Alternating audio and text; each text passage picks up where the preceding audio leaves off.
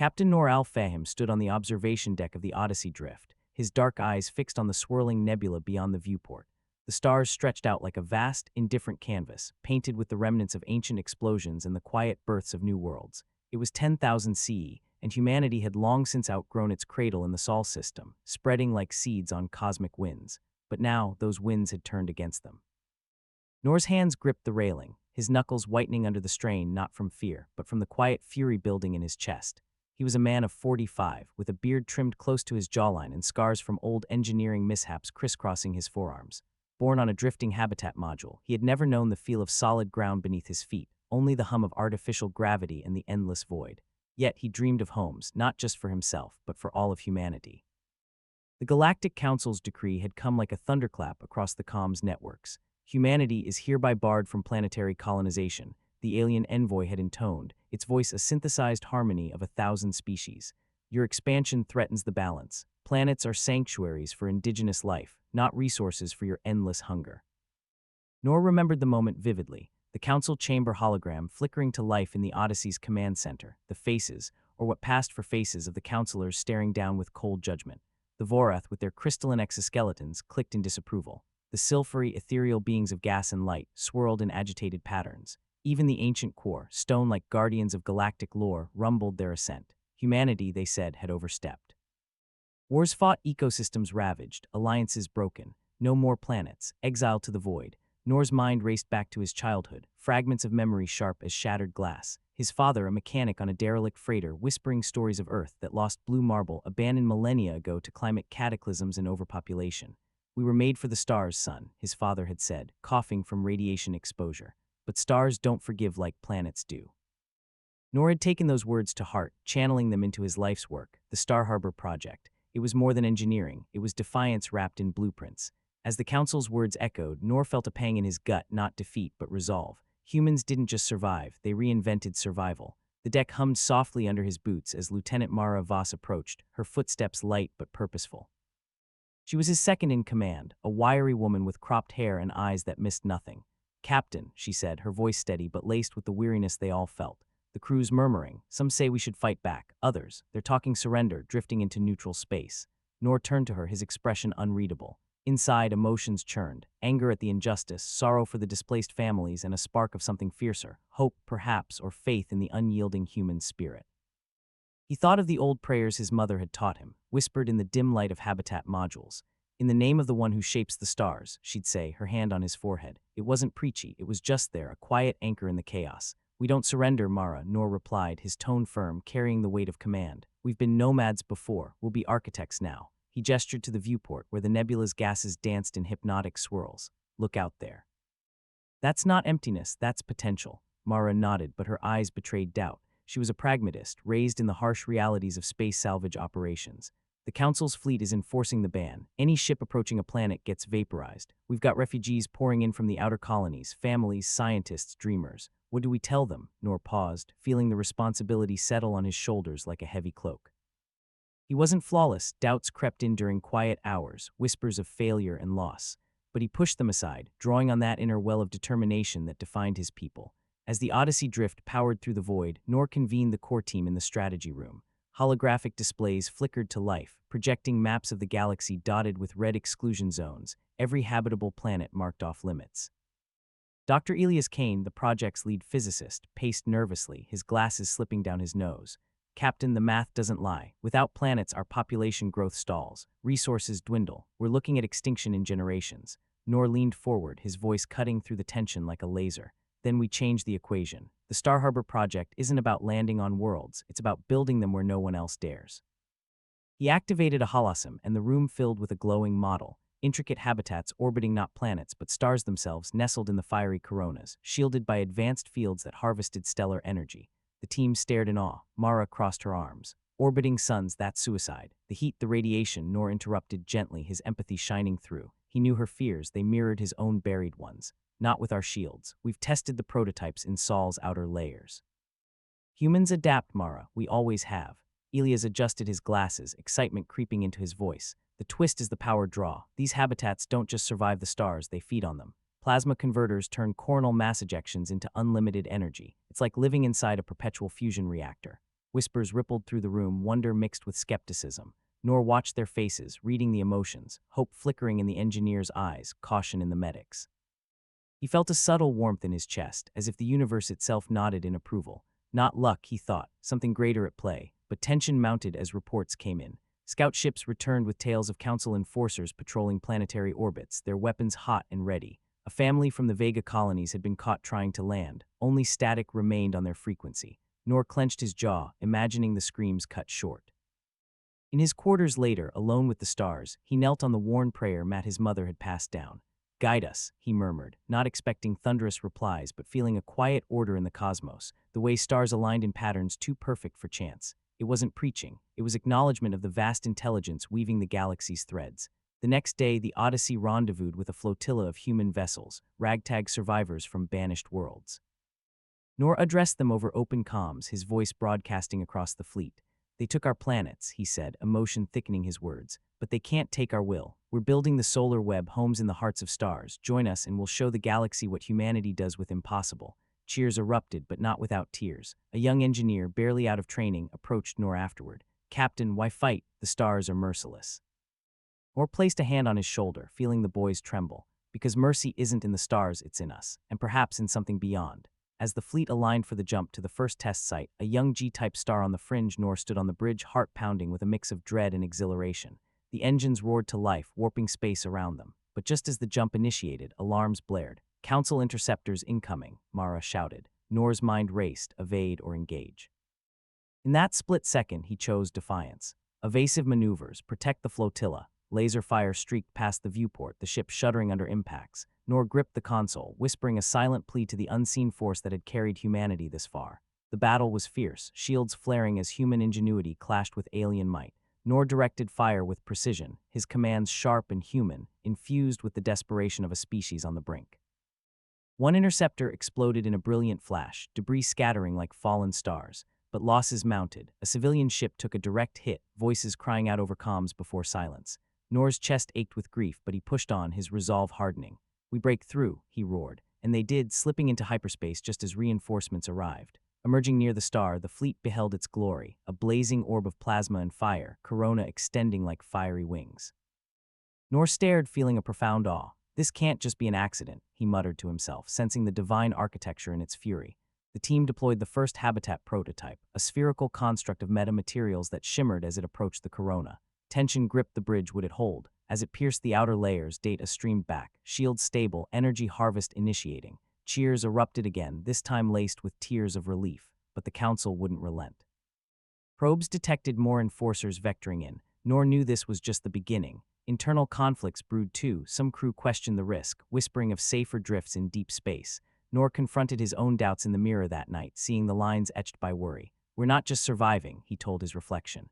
"We're creating." Faith, subtle as starlight, bolstered him, not in miracles, but in the order that allowed such boldness. As the habitat stabilized, drawing power from the star's heart, Noor unveiled the next phase to the fleet.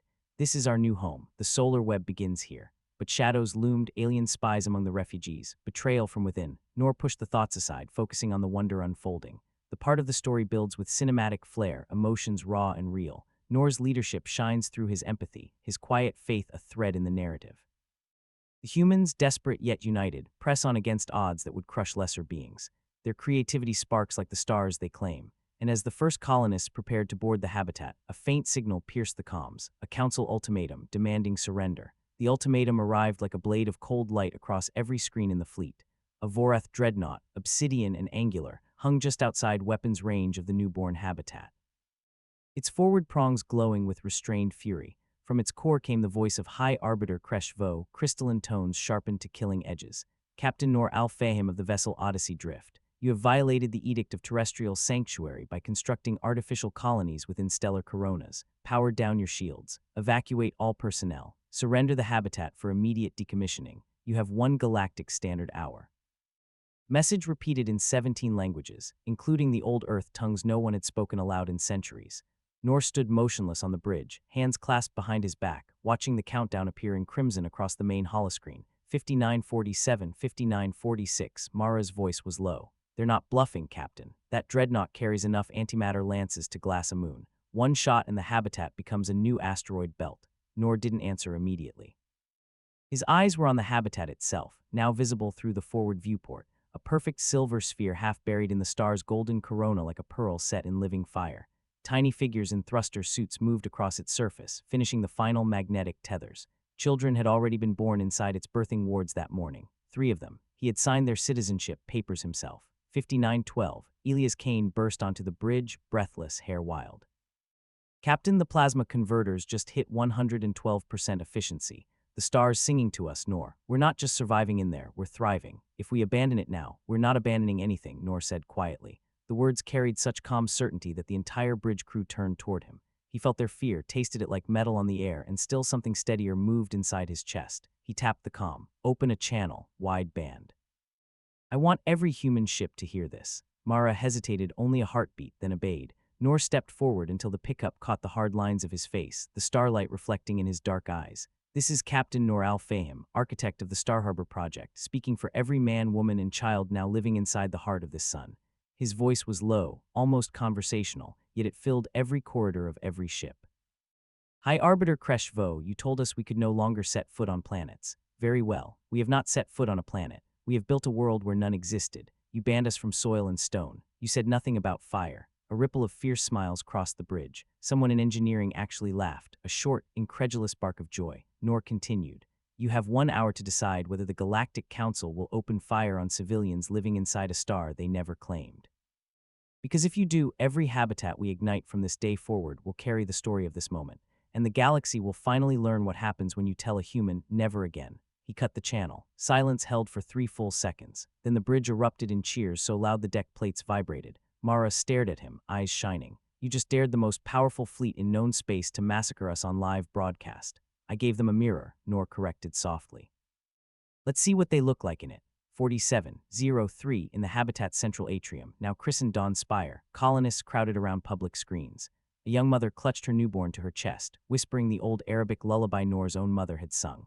An elderly exobotanist from the lost Luna orchards wept openly, because for the first time in his life he stood under a sun without a visor. The light filtered through golden shields into warm, perfect daylight.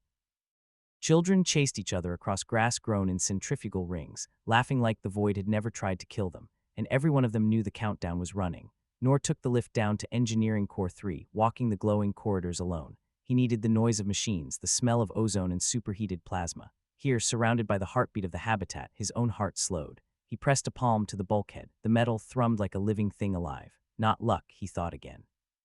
Design, Elias found him there. They're hailing us again. Private channel this time. It's the core. Noor's eyebrows rose. The core never spoke privately. They were the oldest, the slowest, the closest thing the galaxy had to living stone. He accepted the feed in the small observation alcove. The core elder appeared as a mountain range given consciousness, fissures glowing with magma. Human Noor, it rumbled, each syllable taking seconds to form. We have deliberated. Noor waited.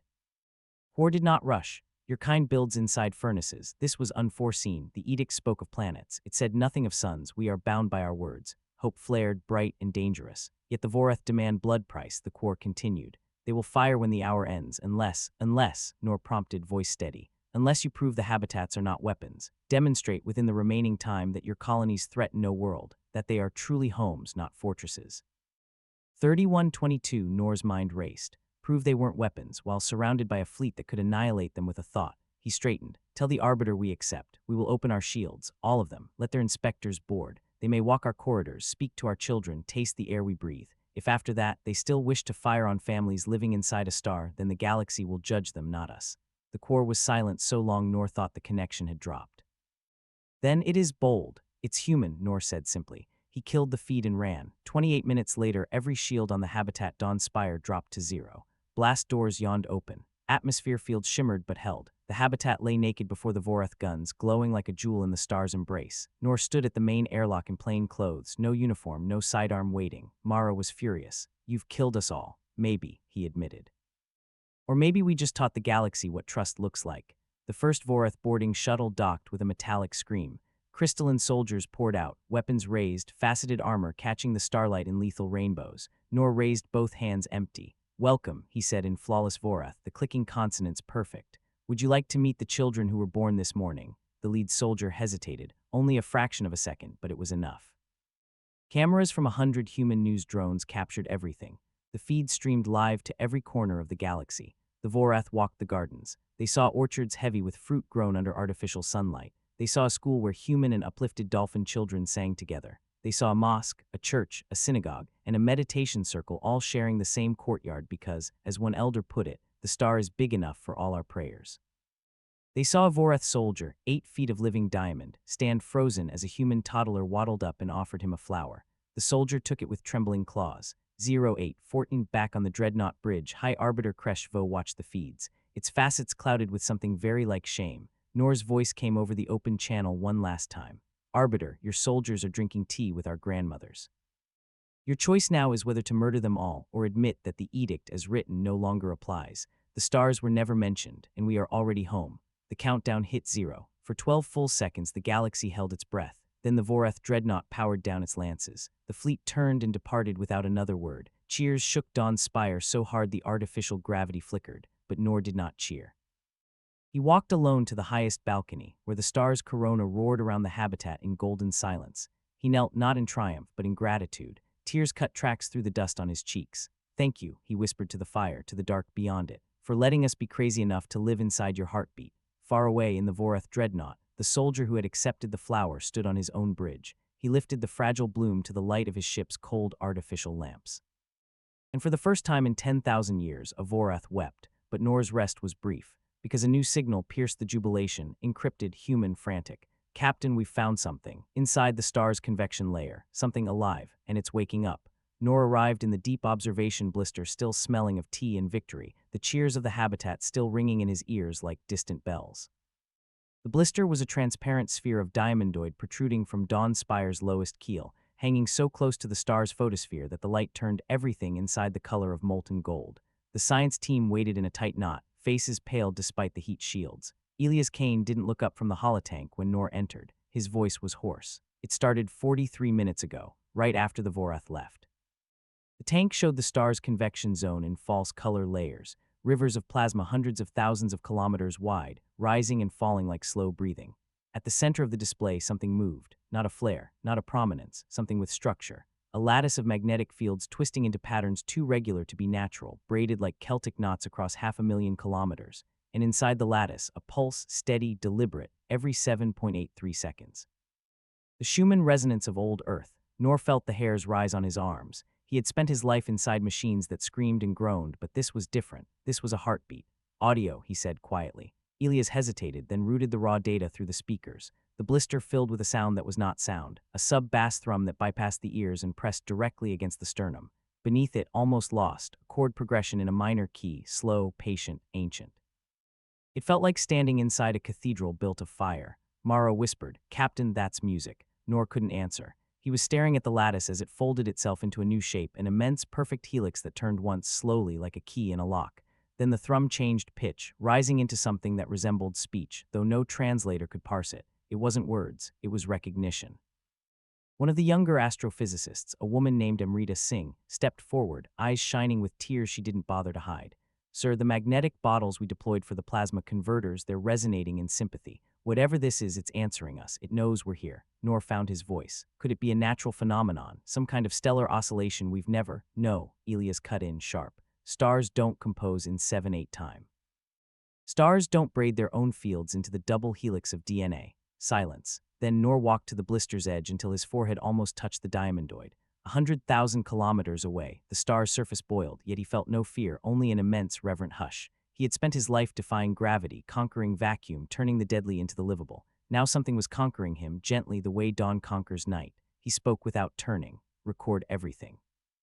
Every frequency, every field fluctuation. Then open a narrow band transmission on the same resonance. I want to talk to it. Mara's protest was immediate. "Captain, we don't know what I do," he said, surprising himself with the certainty. It waited until the Vorath left. It waited until the children were safe. Whatever this is, it's been watching. They worked in frantic silence for 17 minutes. When the transmitter was ready, Noor stood alone in the center of the blister.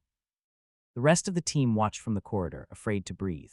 He closed his eyes. Not a prayer exactly, more like the moment before jumping off a cliff when you realize you were born to fly. "This is Captain Noor Al-Fahim," he said into the star. "We are the children of a small world that burned itself trying to reach you. We have come to live inside your light, not to take, but to belong. If you can hear me, we are listening." He released the transmit key. For 9 full seconds, nothing.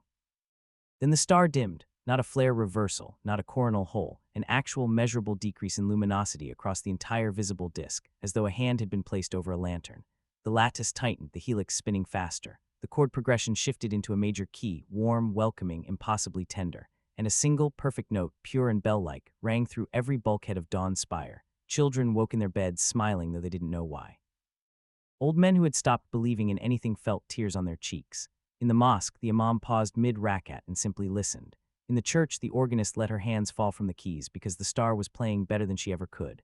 Then the lattice unfolded, revealing at its heart a structure of light, a perfect dodecahedron, edges glowing white gold, rotating slowly. Each face showed a different star system: Earth, Mars, Proxima, Trappist, 1,000 others, all long dead or abandoned. And in the center of the dodecahedron, a single line of symbols no human had ever seen, yet every soul in the habitat understood instantly, the way one understands a mother's lullaby in the womb. We kept the hearth burning until you came home. Noor's knees buckled. He didn't fall. Mara caught him from behind, her arms fierce around his chest. Together they stared as the message rewrote itself. You built doors in the fire. We opened them. The convection currents shifted. A tunnel formed, a clear corridor of calm plasma 1,000 kilometers wide, leading from Dawn Spire's position straight into the star's radiative zone. Stable, safe, inviting. Ilia's voice cracked. Captain, that tunnel bypasses every lethal layer. Temperature drops to 2 million degrees, still hell, but our shields can take it. It's a road. Noor laughed once, short, incredulous, the sound of a man who has just seen the impossible become gentle. He wiped his face with the sleeve of his shirt. Then let's chart a course. We're going deeper. Mara tightened her grip. Into the star itself. Home, he corrected softly. We're going home. But even as the bridge erupted in frantic planning, a new signal cut across every channel, cold, mechanical, and very, very angry. It was the Galactic Council, all of them this time, Vorath, Silphery, Quor, even species humanity had never met. Their combined fleet was already translating in system, hundreds of capital ships blotting out the background stars. The Quar's voice rumbled like continental plates grinding. Humanity has made contact with a progenitor construct. Such entities are forbidden by the first law. Surrender the habitat and the construct immediately, or we will reduce your star to nova. Noor looked at the tunnel of light waiting for them, patient as mercy. Then at the armada gathering to kill the first gentle thing the galaxy had shown them in 10,000 years. He smiled, small, tired, utterly unafraid. They want to burn down paradise because we found the gate, he said. Let them come. We just became the guardians of something older than their laws. He turned to the crew, eyes blazing with a fire that had nothing to do with the star outside. Raise every shield we have. Arm the plasma lances. And someone wake the children. Tell them bedtime stories are canceled tonight. We have a hearth to defend. Far below in the radiative zone, the dodecahedron pulsed once, as if in agreement. And the star, for the first time in 4.5 billion years, began to sing in a voice that only humanity could hear. The star itself became the battlefield. Council ships poured out of hyperspace in perfect geometric formation. Vorath lances in wedge, silvery clouds weaving living shields, core planetoids drifting like slow avalanches of stone. They blotted out half the sky, turning the corona from gold to bruised violet under their shadow. On Dawn Spire's bridge, Noor watched them come and felt no panic, only the strange calm that settles on a man who has already died once and found the afterlife kinder than expected. Mara stood at tactical, fingers dancing across holographic fire controls.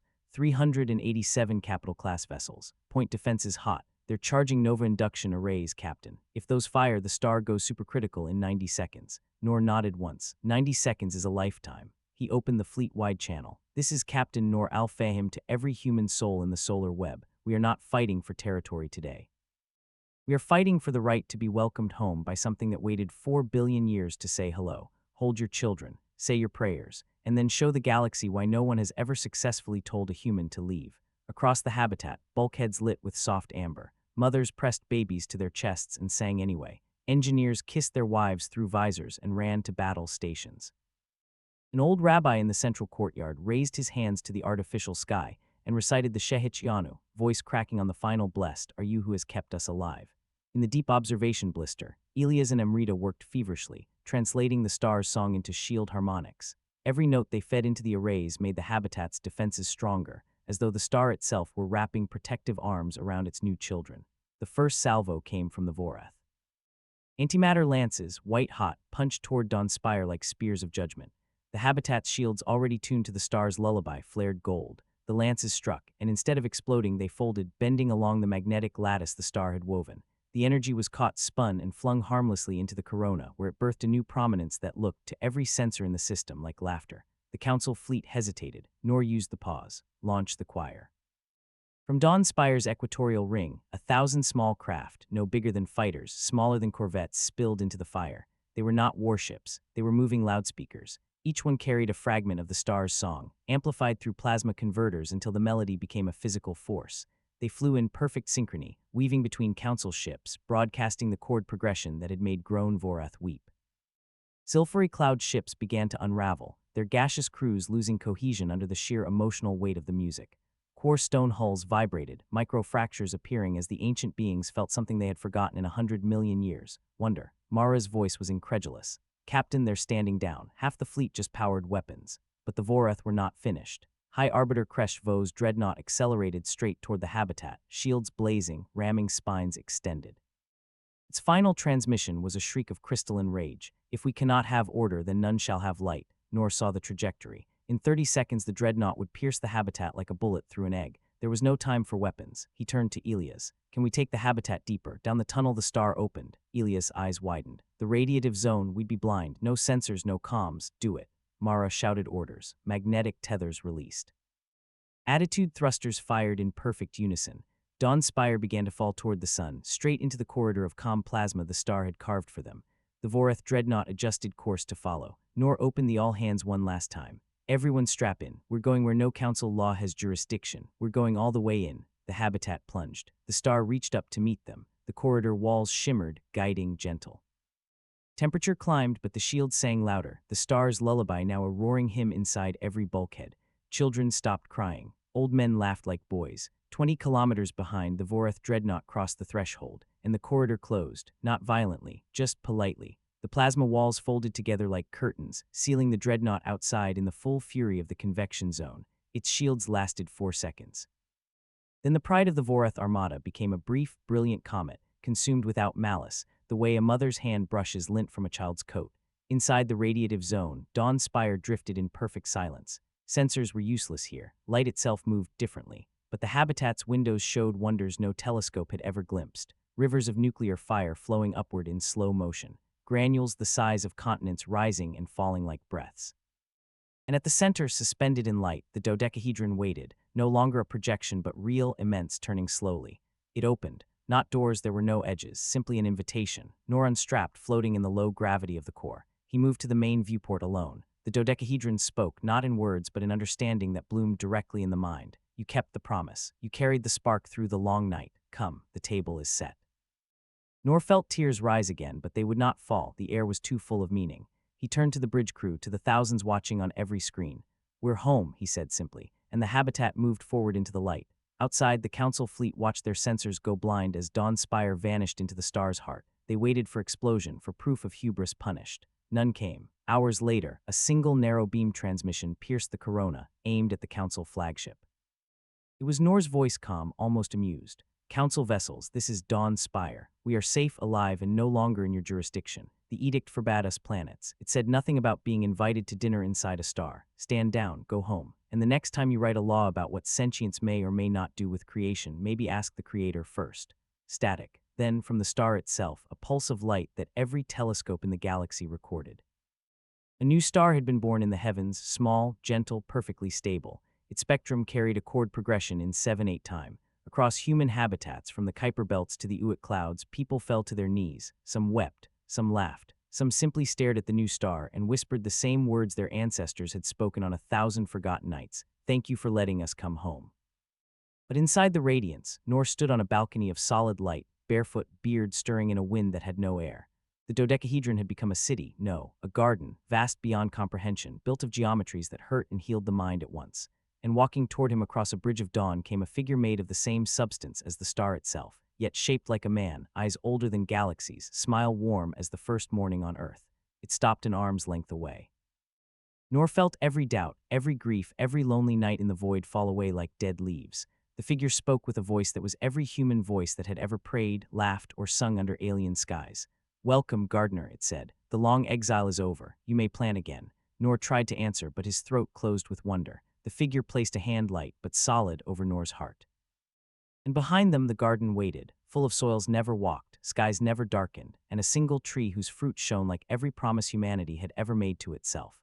Noor took one trembling step forward, and somewhere in the new star that now bore humanity's name, children were already running beneath its branches, laughing because the light tasted like forgiveness. But even in paradise there is work for guardians, because the council was already drafting a new edict. And far across the dark, older things that had slept since before the first stars cooled, were beginning to wake at the sound of human voices inside fire. Noor looked back once at the corridor of light that still connected the garden to the place humanity had come from. He smiled, small, fierce, utterly unafraid. "Let them come," he said to the dawn. "We still have doors to build." The new star was named Hearthfire.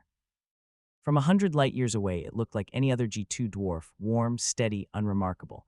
Only those who knew where to look could see the faint, rhythmic pulse in its spectrum, 7.83 seconds, the quiet heartbeat of a homecoming. Inside Hearthfire, time moved differently. A day in the garden felt like a week on the old clocks. A year passed like a single deep breath, nor aged slowly, if at all. The light that fed the tree also fed him. He walked the crystalline paths barefoot, beard now threaded with silver that caught the dawn like frost. Children born inside the star grew tall and fearless, their laughter echoing in caverns of living plasma. They called him Uncle Noor, or sometimes, when they thought he wasn't listening, the gardener. But paradise is never left unguarded for long. The second edict arrived on the 73rd year of Hearthfire's kindling. It came not as warships this time, but as silence. Every human colony outside the star, those still drifting in the dark between systems, lost contact with the galactic networks. Trade routes went quiet. Old allies stopped answering hails. Then the deep space listening posts began picking up a single repeating broadcast on every frequency, in every language humanity had ever spoken. By decree of the unified concordance of known species, contact with the progenitor construct designated Hearthfire is declared an existential threat. All vessels approaching within 10 light-years will be destroyed without warning. All knowledge of the construct's location is hereby classified level Omega. Humanity is quarantined until compliance is achieved. They had not attacked. They had simply drawn a circle around the star and dared anyone to cross it, nor felt the silence like a blade across the throat. He stood on the highest balcony of the Garden City, a place the children called Skyroot, and watched the distant mouth of the corridor that still connected Hearthfire to normal space. It shimmered, patient but empty. No ships came, no refugees, no messages. Mara found him there at what passed for dusk when the tree's fruit dimmed to ember glow. "They're trying to starve us of hope," she said. Her hair was fully gray now, but her eyes still carried the same fire they'd had the day they first dropped shields for the Vorath. "They think if they lock the door long enough, we'll forget how to open it." Noor's voice was quiet. "They don't understand. The door was never ours to begin with." He turned to her. "Gather the Council of Anchors." The Council of Anchors was not elected. It was recognized. 12 men and women who had carried humanity's story through the worst of the exile. They met beneath the great tree, seated on roots that curved like cathedral pews. Light from the fruit above painted their faces gold and crimson. Noor spoke first. "We can stay here forever. The garden will feed us. The star will sing to us. We will never want again. But out there our brothers and sisters are being told they are alone. That the miracle was a fluke. That God turned his face away after one glance." He paused, letting the words settle. "I will not live in a heaven that requires others to live in hell." Amrita Singh, now the eldest astrophysicist, hair white as coronal frost, asked the question they all feared. "How do we leave without breaking what we've been given?" Noor smiled, small and sad and fierce. "We don't leave, we extend the table." That night the garden worked as it had never worked before. Engineers who had once built habitats from scrap now coaxed living plasma into new shapes. Children who had never seen vacuum sang the star's lullaby into crystalline seeds. Old women who remembered Earth's oceans wove magnetic sails from memory and longing. They built not ships but invitations. 1,000 lanterns of solid light, each no larger than a coffin, each carrying a fragment of the tree's fruit and a recording of every human voice that had ever lived inside Hearthfire. Laughter, prayers, arguments, lullabies, the sound of a newborn's first cry. Noor recorded the final message himself, standing beneath the tree as the fruit pulsed overhead. "This is Captain Noor Al-Fahim, citizen of Hearthfire, speaking for every soul who has ever been told you may not. We do not come as conquerors. We do not come as beggars. We come as family carrying fire. If you are hearing this, you are not forgotten. The door is still open. Walk toward any star that sings in 7/8 time and you will find us waiting.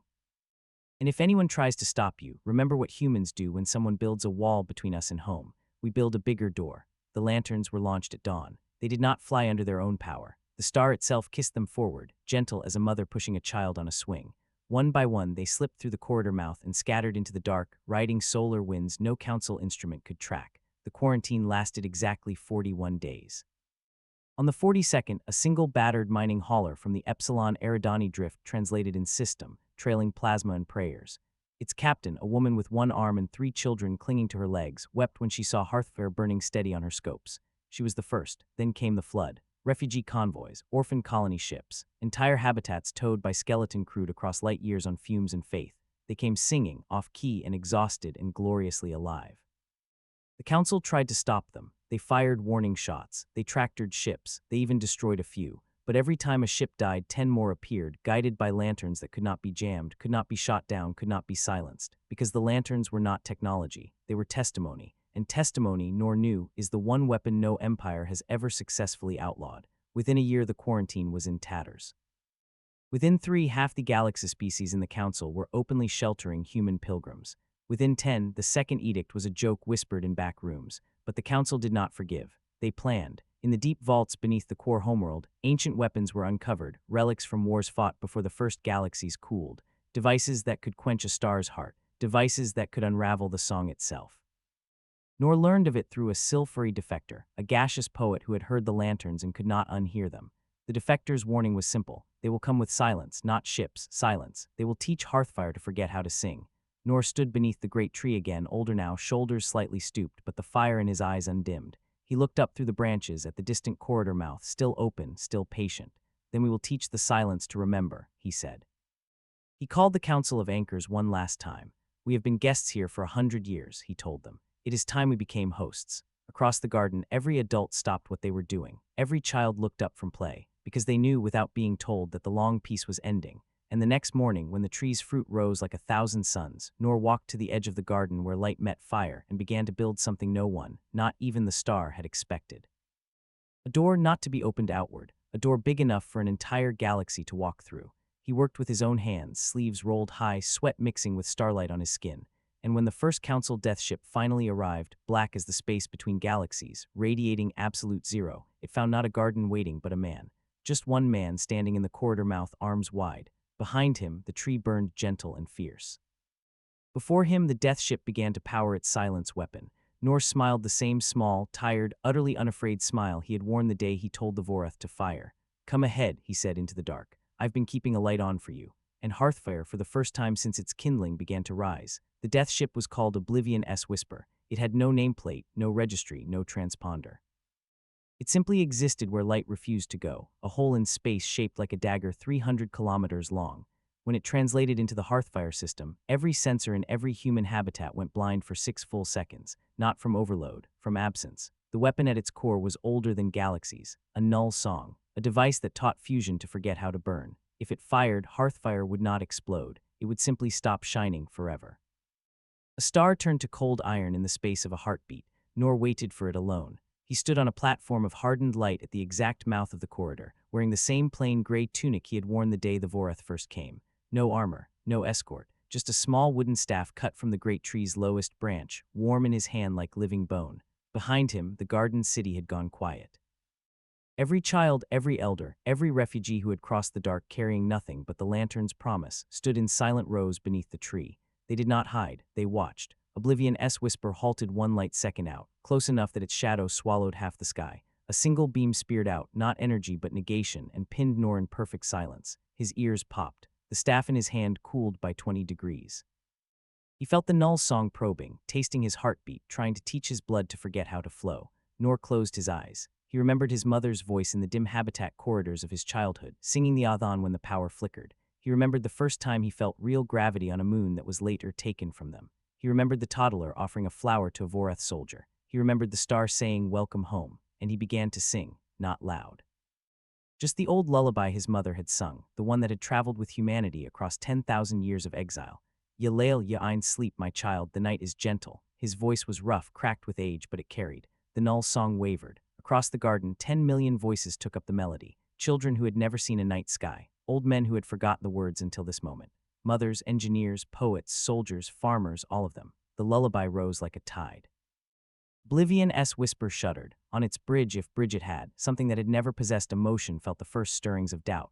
The null song required absolute certainty to function. A single tremor of wonder was poison to it. Noor took one step forward into the beam. The cold deepened until his breath crystallized, but he kept walking. 20 meters, 50, 100. The staff in his hand began to glow again, soft gold, the color of the tree's fruit at dawn. He lifted it and struck the platform once. The note that rang out was not sound, it was memory. Every lantern humanity had ever sent into the dark answered at once. From every corner of the galaxy, from refugee camps and hidden outposts, from the ruins of quarantined worlds, the lanterns flared, broadcasting the lullaby at full amplitude.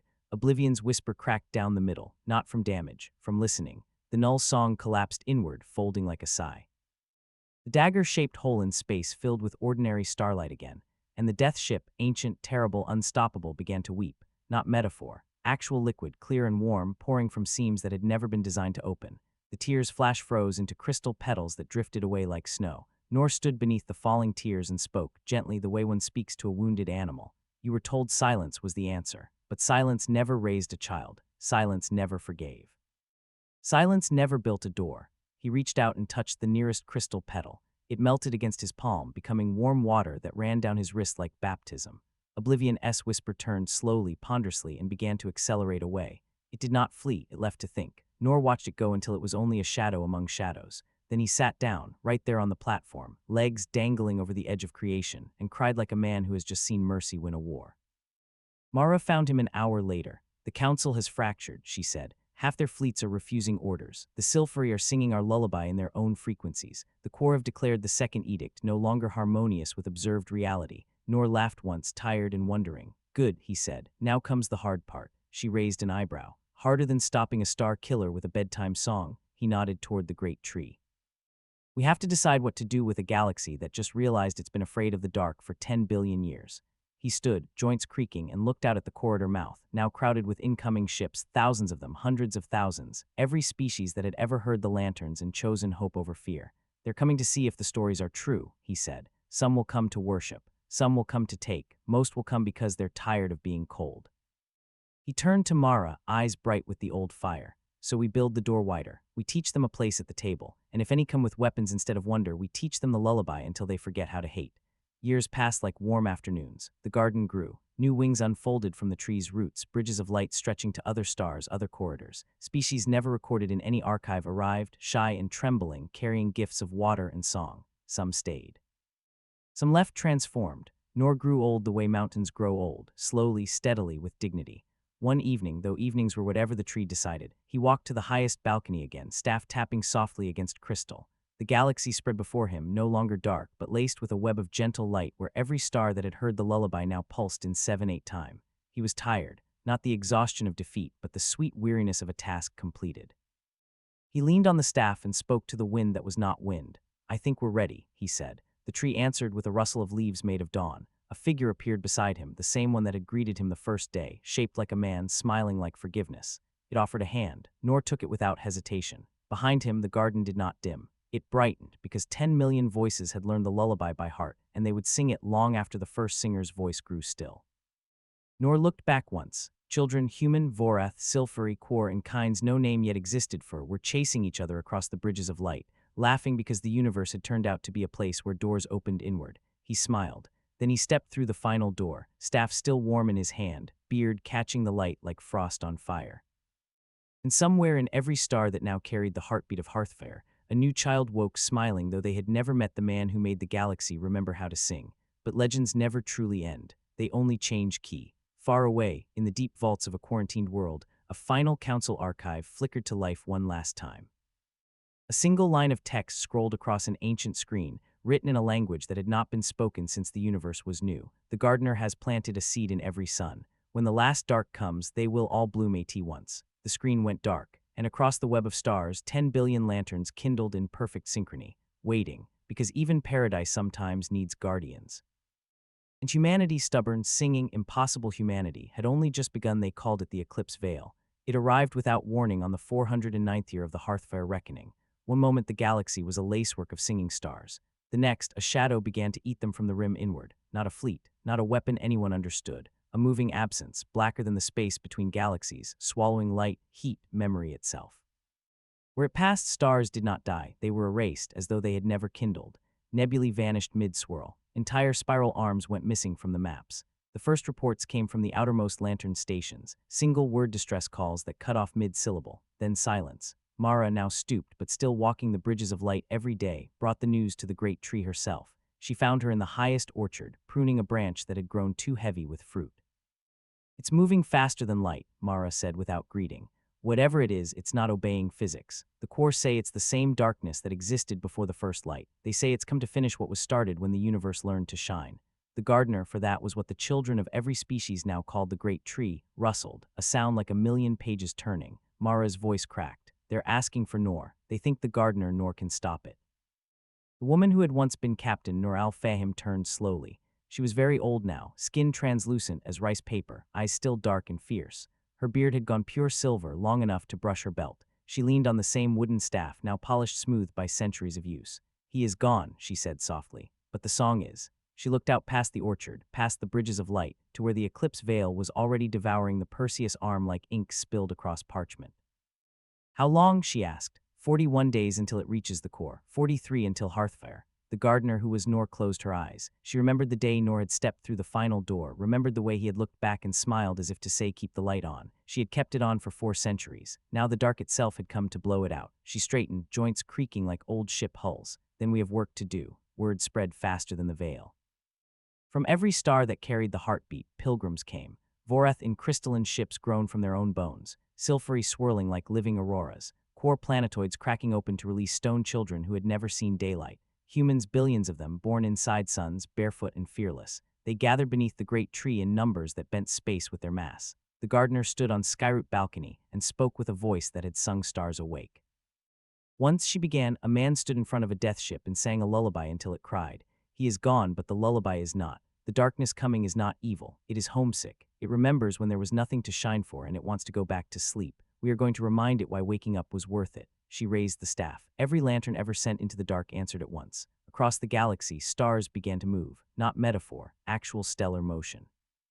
Hearthfire kindled suns detached from their orbits and began gliding inward along the bridges of light, slow and majestic as whales returning to a birthing ground.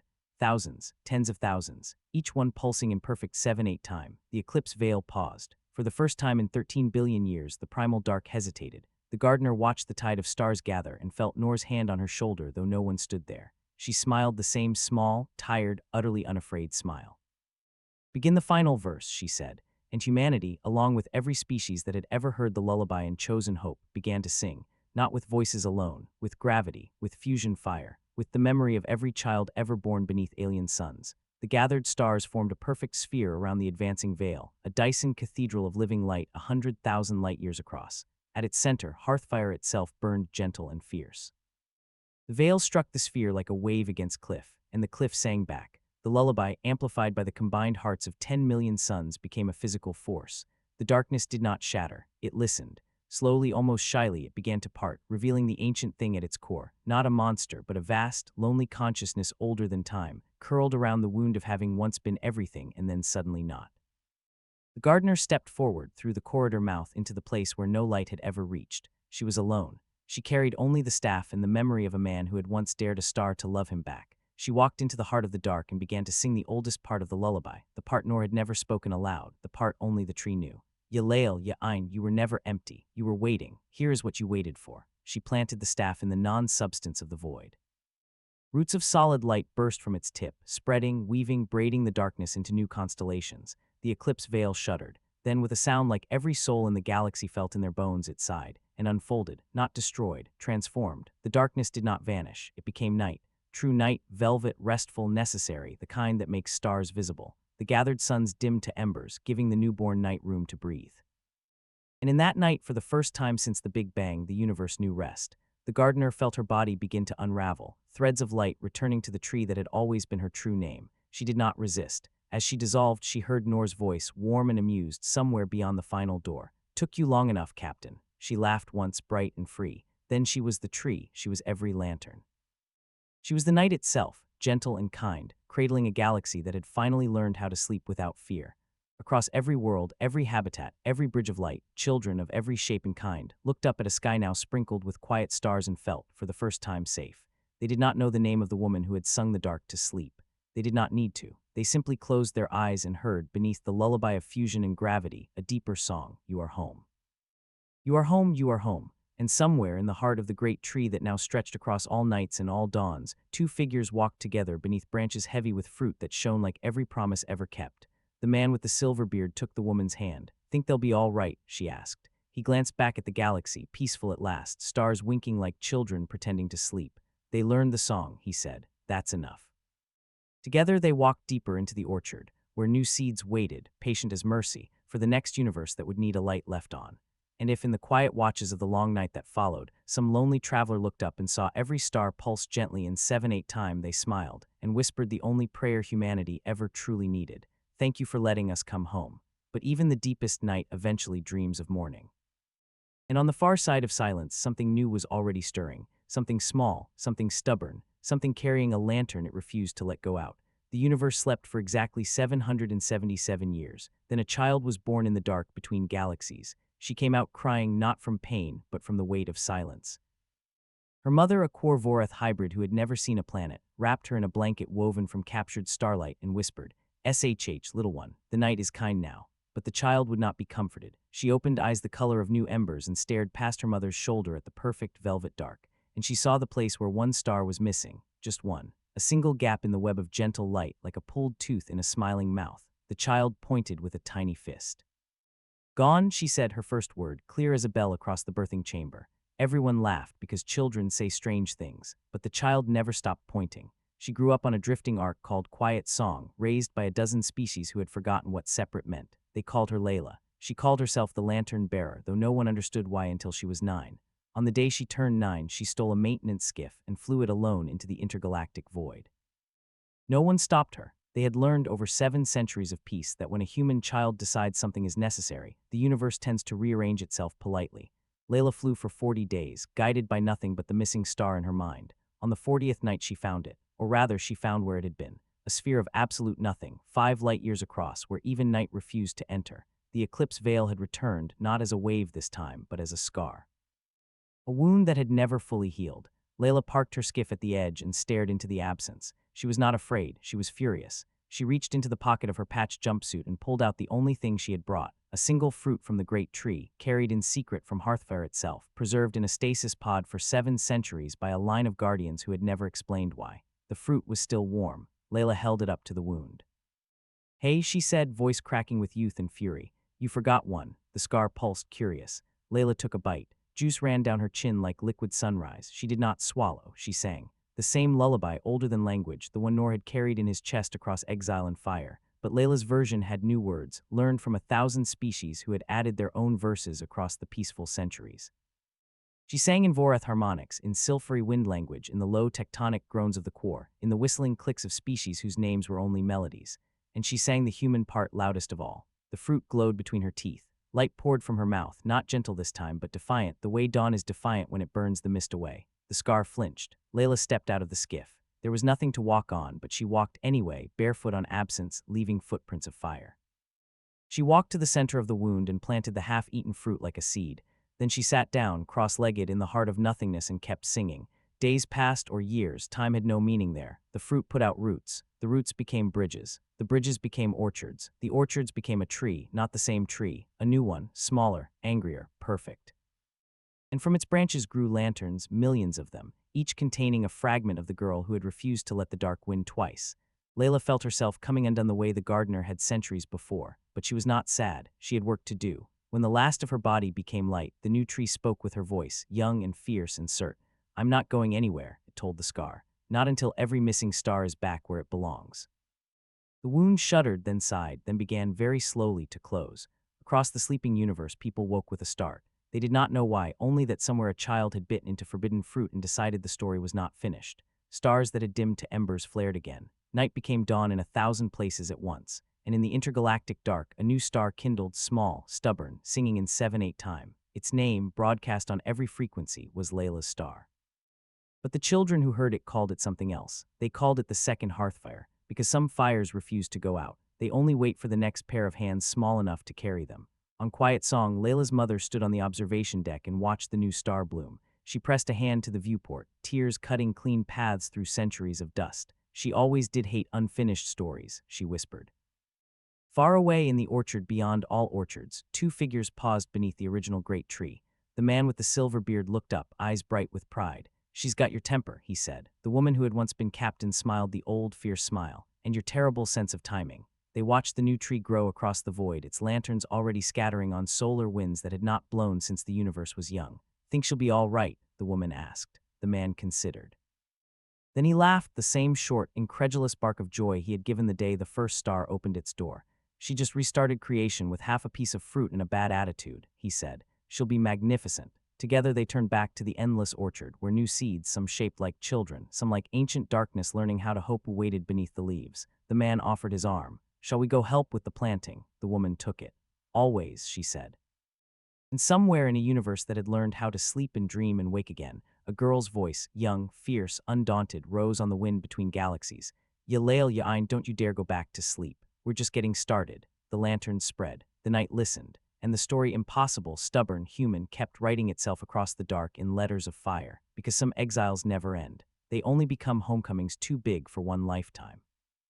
And somewhere in the heart of every star that burns because a child once refused to let go of the light, Noor and the gardener walk on, hand in hand, smiling at the sound of small footsteps running ahead, always ahead, carrying the next lantern, refusing the last dark, forever. But even forever has edges. And on the farthest edge of all, something older than the first light stirred again, curious this time, not hungry. It tasted the new lullaby on the void. And for the first time, it smiled, because it had just realized the game was not over. It had only changed players. The thing on the edge had no name the universe had ever dared to speak. It was the silence before the first photon ever decided to exist. It was the question that asked itself whether anything should happen at all. For 13 billion years, it had watched the bang, the cooling, the kindling of stars, the brief flare of life, the lullabies, the lanterns, the stubborn refusal of small warm things to accept an ending. It had watched, and it had almost gone back to sleep. Then a 9-year-old girl bit into a piece of forbidden fruit and told the dark it was not finished. That changed everything. Now the edge stirred, not with malice, not even with hunger anymore, with curiosity. It unfolded itself the way a cat uncurls from a sunbeam, slowly, luxuriously, tasting the air. And it spoke, for the first time since time began, in a voice that was every question ever asked by every lonely child looking up at too many stars. "Who keeps waking me?" The words rippled across the entire cosmic web. Every star that carried the 7-8 heartbeat flickered once, like candles acknowledging a new presence in the room. In the orchard beyond all orchards, Noor and the gardener paused beneath a branch heavy with fruit that had not yet decided what kind of light it wanted to become.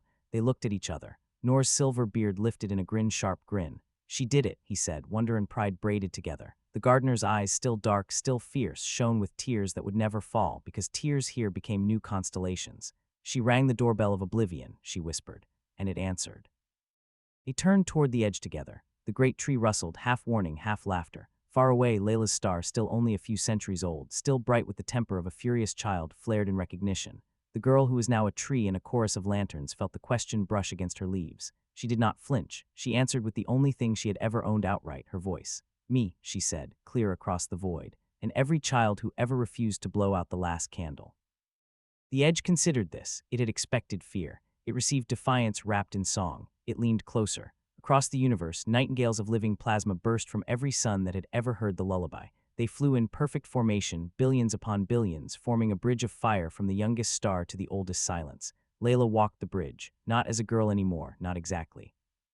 She was 9 and 90 and 9,000 all at once, barefoot, hair wild with solar wind, eyes burning with the same fire that had once made a Vorath soldier weep over a flower. She stopped an arm's length from the edge. It had no face, but it managed to look curious. Layla held out her hand. In her palm rested a single new lantern, small, stubborn, freshly made from the core of her own heart. Inside it burned a flame that was every human voice that had ever said no to an ending.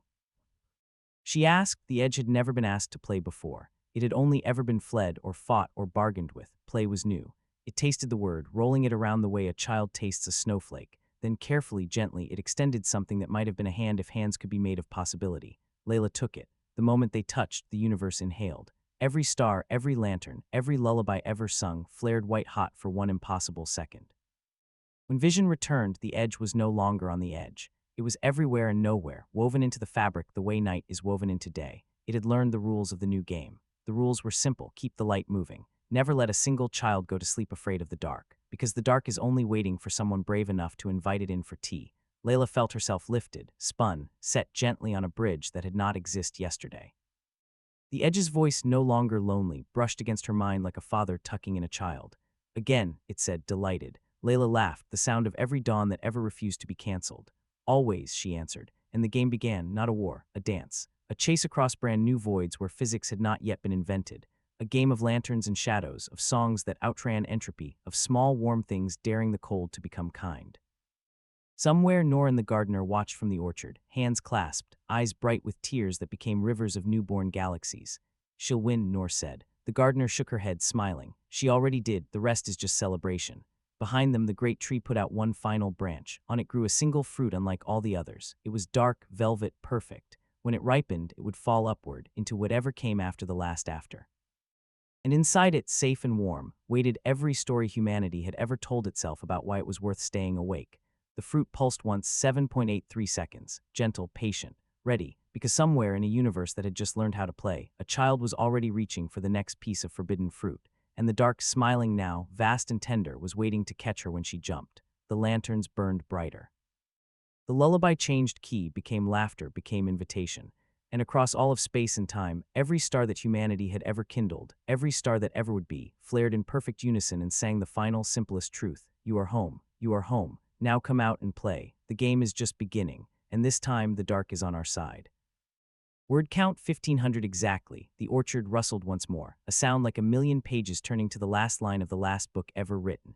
Then it closed, gently, the way a mother closes a child's bedroom door after the nightlight is on. Somewhere a new page turned. Somewhere a small hand reached for a lantern. Somewhere Noor's voice, quiet, amused, eternal, drifted across the dark. Round 2, Captain.